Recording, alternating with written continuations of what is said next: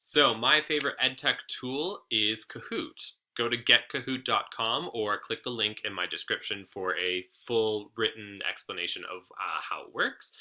But it's basically an online quiz creating tool where students use their own devices or the devices provided for them to answer the questions that appear on a larger screen in front, either your own computer or if it's projecting onto a larger screen.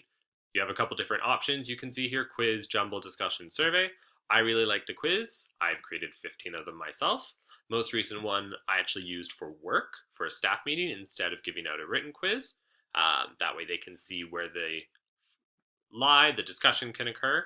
Um, for students, you can do it a number of different ways. I create a lot of my own quizzes. That way I'm testing the knowledge that we've discussed in class. I think of the points that are most relevant or that I believe are most relevant, and students will have to respond to that.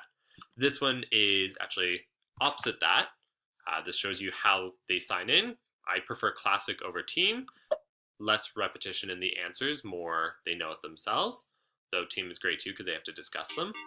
They put in the game pin and then enter. After entering, they will be asked to give a nickname. They give a nickname and they're ready to go. If you don't like it, simply click on it and they'll be booted out and they'll have to give a new nickname that's different.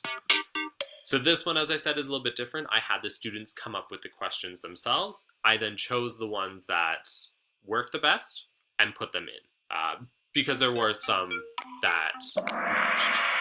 So 19 seconds, I should get a high score. I did. 9:56. Yay for me.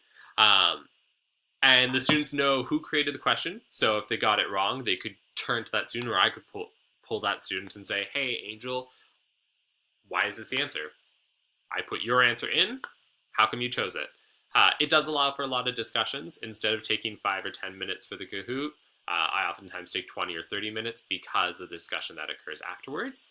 You're able to use videos, so students that are more auditory learners, they'll be able to see that as opposed to simply read the question. And overall, it's fun. And when students are engaged in their learning, as educators, we know that. When they're engaged, when they're enjoying what they learn and how they're learning it, they get more out of it. So I definitely encourage you to try Kahoot if you haven't.